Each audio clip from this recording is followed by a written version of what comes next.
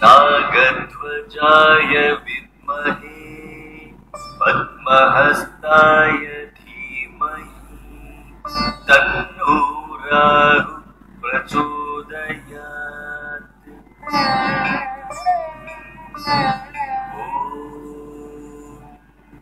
अश्वध्वजाय विद्महे शूलहस्ताय धीमहि तन्नो केतुः प्रचोदयात्। எல்லோருக்கும் நமஸ்காரம். நாம் இந்த பதிவில் வர இருக்கிற ராகு கேது பயிற்சியை பற்றி தெரிஞ்சுக்க போகிறோம். பிப்ரவரி மாதம் 27ஆம் தேதி 2019 காலை சுமார் 7:02 இப்போ கடகத்தில் இருக்கக்கூடிய ராகுவானவர் கடகத்திலிருந்து மிதுனத்துக்கும், கேதுவானவர் மகரத்திலிருந்து தனுராசிக்கும் பயிற்சியாக போகிறாரு. இது தமிழ் வருஷத்துல சொல்ல போனோம்னா விளம்பி வருஷம் மாசி மாசம் 15ஆம் தேதி. இந்த ராகு கேது பயிற்சி காலப்புருஷ தத்துவத்திற்கு 4ஆம் இடத்திலிருந்து 3ஆம் இடத்துக்கு ராகுவும், 10ஆம் இடத்திலிருந்து 9ஆம் இடத்துக்கு கேதுவும் பயிற்சியாக போகிறாரு. அடுத்த ராகு கேது பயிற்சியானது சார்வாரதி வருஷம் ஆவணி மாதம் 15ஆம் தேதி தான் நடக்க போகுது. அதாவது 27/8/2020 கிட்டத்தட்ட காலையில 8:20 அடுத்த பயிற்சி நடக்க போறது. அதாவது கிட்டத்தட்ட 1.5 வருடம் காலம் இந்த ராகு கேது பயிற்சி ஒரு இடத்துல இருப்பாருன்னு சொல்லுவாங்க. அப்ப ராகு கேதுவானவர் ஒரு இடத்திலிருந்து, அதாவது ஒரு ராசியிலிருந்து இன்னொரு ராசிக்கு பயிற்சி ஆகிறதுக்கு கிட்டத்தட்ட 18 மாதங்கள் ஆகும். இப்ப வருகிற 18 மாதங்களும் பார்த்தோம்னா காலப்புருஷ தத்துவத்துக்கு 3ஆம் இடமான சுபமான ஒரு இடத்துல தான் ராகு இருக்க போறாரு. ஆனா கேதுவோடைய சஞ்சாரம் தான் கொஞ்சம் சரியில்லைன்னு சொல்லலாம். அதாவது 10ஆம் இடத்துல இருந்து அவர் 9ஆம் இடத்துக்கு போயிடுறாரு. அது மட்டும் இல்லாம ஒரு பெரிய கிரக சேர்க்கையே அங்க இருக்க போறது. சனியானவர் அங்க தனுசுல ஆல்ரெடி இருக்காரு. அடுத்த வருஷம் குருவும் அங்க சேர்ந்துட போறாரு. அப்போ சனி குரு பயிற்சி ஆகக்கூடிய இந்த கேது இவர்களோட சேர்ந்து சூரியன் புதன் இப்படி பெரிய ஒரு கிரக சேர்க்கை இந்த வருஷம் கடைசியில எல்லாம் இருக்க போறது. எப்பவுமே ராகு கேதுவானவர் ஒரு ஆன்டி கிளாக் வைஸ்ல சுத்துவாங்க. அதாவது மற்ற கிரகங்கள்லாம் கிளாக் வைஸ்ல, அதாவது இடமிருந்து வளமா சுத்தும் போது இவங்க மட்டும் ஆன்டி கிளாக் வைஸ்ல சுத்துவாங்க. வக்ரகதி தான் எப்பவுமே இவங்களுக்கு. அதனால தனியா இவங்களை பொறுத்த வரைக்கும் வக்ரம்ங்கிறது கிடையாது. ராகு கேதுவை பொறுத்த வரைக்கும் அவங்களுக்கு தனி வீடு கிடையாது. அவங்க எந்த வீட்டுல இருக்காங்களோ அந்த வீட்டோடைய அதிபதியோட வேலை செய்வாங்கன்னு சொல்லுவாங்க. ராகுவானவர் எப்பவுமே இந்த மேல் சுற்று, அதாவது மேஷத்திலிருந்து கன்னி வரைக்கும் இருக்கக்கூடிய எந்த வீடுகளுமே அவருக்கு உகந்த வீடுன்னு சொல்லலாம். கேதுவை பொறுத்த வரைக்கும் துலாமில் இருந்து மீனம் வரைக்கும் இருக்கக்கூடிய வீடுகள்லாம் அவருக்கு உகந்த வீடுன்னு சொல்லுவாங்க. அப்படி இருக்கும்போது இப்ப வரக்கூடிய இந்த ராகு கேது பயிற்சி ராகுக்கு உகந்த வீடாகவும், அதுவும் மறைவு ஸ்தானமான 3ஆம் இடத்துல தான் வந்து காலப்புருஷ தத்துவத்துக்கு வரப்போறாரு. கேதுவை பொறுத்த வரைக்கும் இவர் இருக்கக்கூடிய வீடு நல்ல வீடா இருந்தா கூட அவர் இருக்கக்கூடிய இடத்துல இருக்கக்கூடிய கிரக சேர்க்கை கொஞ்சம் பாதிப்புகளை தரக்கூடிய ஒரு விஷயமா இருக்கு. ஆனா இதுல வந்து ஒரு ரொம்ப நல்ல விஷயம் என்ன பார்க்கணும் அப்படின்னா, குருவோட வீட்டுல சனியும் கேதுவும் சேர்றது அப்படிங்கிற ஒரு விஷயம் வந்து ரொம்ப சிறப்புன்னு சொல்லலாம். ஏன்னா ஆன்மீகத்துக்கு அது ரொம்ப சிறப்பா இருக்கும். எப்பவுமே ஒரு குருவோட வீட்டுல சனியும் கேதுவும் சேர்க்கைங்கிறது எல்லாருக்கும் ஆன்மீக வழிபாட்டுல ரொம்ப நம்பிக்கை இருக்கும். இவ்வளவு நாள நம்பிக்கை இல்லாதவங்களுக்கு கூட நிறைய நம்பிக்கை வரும். நிறைய ஆலயங்களுக்கு அவங்க போறதுக்கான ஒரு சந்தர்ப்பம் கிடைக்கும். நிறைய கோவில்கள், நிறைய வழிபாட்டு ஸ்தலங்கள்லாம் வந்து புனரமைக்கப்பட்டு அது நல்ல ஒரு நிலைக்கு கொண்டு வரதுக்கான சாத்தியக்கூறெல்லாம் இருக்கு. அப்ப நிறைய பேர் இந்த சேரிட்டி எல்லாம் பண்ணுவாங்க, நிறைய நல்ல விஷயங்கள்லாம் எடுத்து பண்ணுவாங்க. அதுவும் குரு அந்த தன்னுடைய சொந்த வீட்டுக்கு அவர் பயிற்சி ஆகும்போது இன்னும் சிறப்பா இருக்கக்கூடிய காலகட்டமாகவும் இருக்கும். பொதுவாகவே பார்த்தோம்னா நாடு முழுக்க இருக்கக்கூடிய எல்லாருக்குமே மத நம்பிக்கை ரொம்ப அதிகமா இருக்கும். அவங்க மேற்கொள்ளக்கூடிய அந்த வழிபாட்டு முறைகள்லயே அவங்க சிறப்பா பண்ணக்கூடிய ஒரு சந்தர்ப்பம்லாம் இந்த வருஷத்துல அமைச்சு கொடுக்கும்னு சொல்லலாம். அதுவும் குறிப்பா இந்த ராகு கேது பயிற்சி இருக்கக்கூடிய இந்த காலகட்டத்துல உங்களுக்கு ரொம்ப சிறப்பா இருக்கும்னே சொல்லலாம். கடந்த 3 வருடங்களாக ராகுவானவர் சூரியனுடைய சிம்மம்ங்கிற வீட்டிலும் சந்திரனுடைய கடகம்ங்கிற வீட்டிலும் அமர்ந்திருந்தால அரசியல்ல பல குழப்பங்கள் ஏற்பட்டிருந்தது. சரியான தலைவர்கள் கிடைக்காமையோ, தலைவர்கள் எல்லாம் நிறைய பிரச்சனைகள் சந்திக்கக்கூடிய ஒரு சந்தர்ப்பமும், ஒரு தலைவியா இருந்தா அவர்களுக்கு பல பிரச்சனைகளும் சந்திக்கக்கூடிய ஒரு அமைப்புகள் நம்ம தமிழ்நாட்டுல மட்டும் இல்ல, பாரத நாட்டுல மட்டும் இல்ல, உலகம் முழுக்க இருக்கக்கூடிய எல்லா நாடுகளையும் இந்த பிரச்சனைகள் அதிக அளவுல இருந்தது. இனி வரக்கூடிய காலகட்டத்துல இது கொஞ்சம் குறைஞ்சு ஒரு நல்ல நிலை ஏற்படக்கூடிய ஒரு சாத்தியக்கூறு அதிகமா இருக்கு. இந்த ராகு வந்து டெக்னாலஜி டெவலப்மெண்ட் சாத்தியக்கூறு இருக்குன்னு சொல்லலாம். அதாவது இந்த தொலைத்தொடர்பு துறை சொல்லக்கூடிய இந்த ஏரியாலலாம் நிறைய இம்ப்ரூவ்மெண்ட்ஸ்லாம் நமக்கு தெரிய வரும். நிறைய ஃபெசிலிட்டிஸ்லாம் மக்களுக்கு கிடைக்கிறதுக்கான சந்தர்ப்பம், அரசாங்க சலுகைகள்லாம் நிறைய கிடைக்கக்கூடிய ஒரு காலகட்டம் உதவியா இருக்கும்னு நாம சொல்லலாம். இந்த ராகு கேதுவோட பலன்களை முழுமையா யாராலையும் கணிக்க முடியாதுன்னு சொல்லுவாங்க. இருந்தாலும் ஓரளவுக்கு இந்த நிலையை வச்சு பார்க்கும்போது பொருளாதாரத்துல ஒரு முன்னேற்றம் கிடைக்கிறதுக்கு ஒரு சூழ்நிலாம், டெக்னாலஜிக்கல் இம்ப்ரூவ்மெண்ட்ஸ் நடக்கிறதுக்கு ஆன சாத்தியக்கூறு இருக்குன்னு சொல்லலாம். இப்படி பல விஷயங்கள் நிறைய நாம தெரிஞ்சுக்கலாம். இப்போ இந்த ராகு கேதுவோடைய பெயர்ச்சியில ஒவ்வொரு ராசிக்கும் இந்த பெயர்ச்சி எந்த மாதிரி பலன்களை தரும் அப்படிங்கிறது நம்ம கொஞ்சம் விரிவா பார்க்கலாம். நான் என்னுடைய பதிவுல தான் சொல்லியிருக்கேன், இந்த பயிற்சியானது நம்ம 15 to 20% வரைக்கும் தான் நமக்கு பலன் அளிக்கும். நம்முடைய சுய ஜாதகத்துல என்ன தசா புத்தி நடக்கிறதுங்கிறத அடிப்படையா தான் இந்த கோச்சாரத்துல இருக்கக்கூடிய பலன்களும் அமையும். ஒருவருக்கு தசையோ தசா புத்தியோ ராகு கேதுவை தொட்டு நடக்கல அப்படின்னா இந்த பெயர்ச்சியானது அவங்களுக்கு பெரிய பாதிப்பு நடக்கவே நடக்காது. ஒருவேளை ஒருவருக்கு தசை ராகு தசையோ ராகு புத்தியோ இல்ல கேது தசையோ கேது புத்தியோ இருந்து அது சுயஜாதகத்துல கொஞ்சம் சுமாரா இருந்து இந்த கோச்சாரத்திலையும் அது சரியா இல்லை அப்படின்னா அவங்க ஓரளவுக்கு பாதிப்பு சந்திப்பாங்க. மற்றவங்க யாருமே இதை கண்டு பயப்படணும்னு அவசியமே கிடையாது. விருச்சிக ராசியை பொறுத்த வரைக்கும் இதனால் வரையும் 9ஆம் இடமான பாக்கியஸ்தானத்துல இருந்த ராகு இனி வரக்கூடிய இந்த ராகு கேது பயிற்சியில 8ஆம் இடத்துக்கு வரப்போறாரு. அதுபோல 3ஆம் இடத்துல சஞ்சாரம் பண்ணின கேது தனக்குடும்ப வாக்குஸ்தானமான 2ஆம் இடத்துக்கு வரப்போறாரு.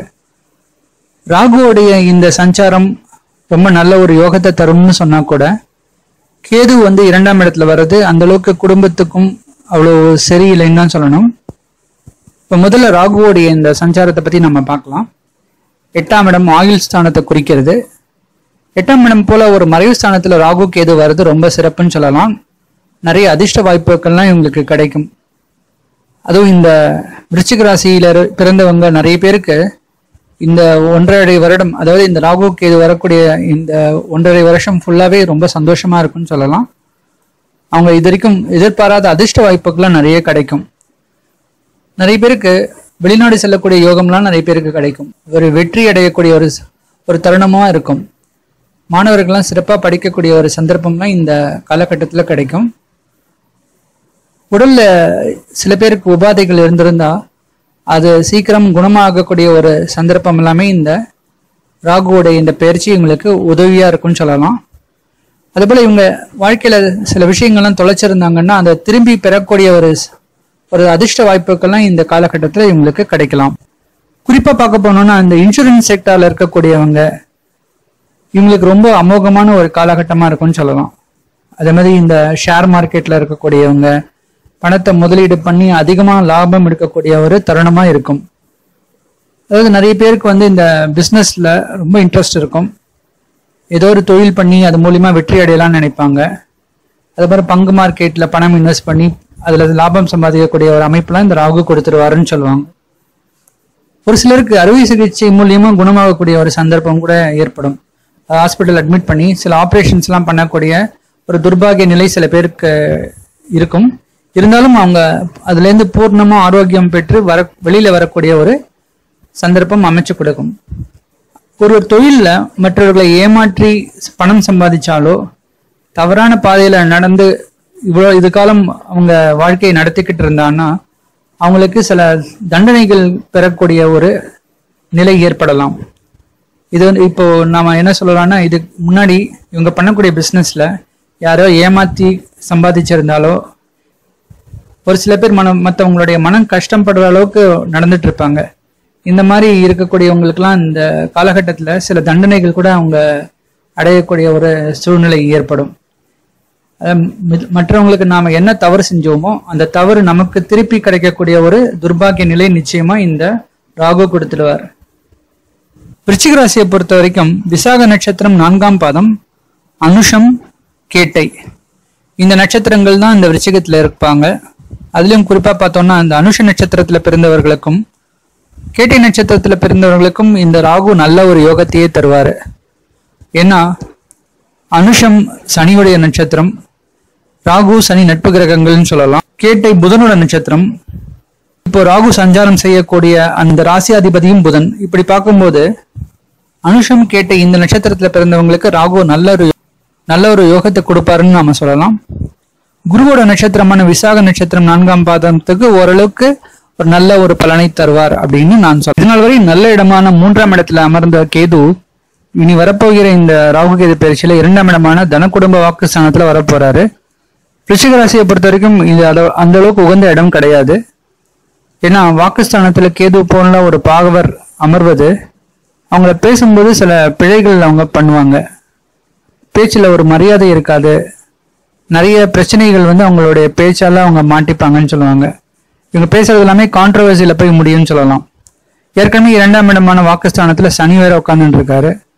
அப்போ இவங்க பேசுறது கோபமாவும் சாந்தமா இருக்காது. எல்லாமே ஒரு முரணான ஒரு வாக்குவாதம் எல்லாம் வைப்பாங்க. ஆனா இதுல ஒரு நல்ல விஷயம் என்னன்னா, கேது சனியோட சேரும்போது இவங்களுக்கு ஆன்மீகமா நிறைய பேச்சாற்றல் வரும். அதுவும் குறிப்பா நிறைய பிலாசாபிக்கல் தாட்ஸ் இருக்கிறவங்க எல்லாம் ரொம்ப நல்லா பேசுவாங்க. அதுவும் ஆன்மீக பேச்சுக்கு இது ரொம்ப உகந்ததுன்னு சொல்ல. இறைவனை பற்றியும் நிறைய இந்த ஆன்மீகத்தை பத்தி பேசுறவங்களுக்கு எல்லாம் இந்த காலகட்டத்துல நல்ல பேச்சாற்றல் ரொம்ப சிறப்பா இருக்கும்னு சொல்லலாம். அவங்க நிறைய சொற்பொழிவு எல்லாம் பண்ணுவாங்க. அதன் மூலியமா அவங்களுக்கு நிறைய பாராட்டுதலும் நிறைய பெருமையும் கிடைக்கக்கூடிய ஒரு சந்தர்ப்பம் நாம சொல்லிக்கலாம்.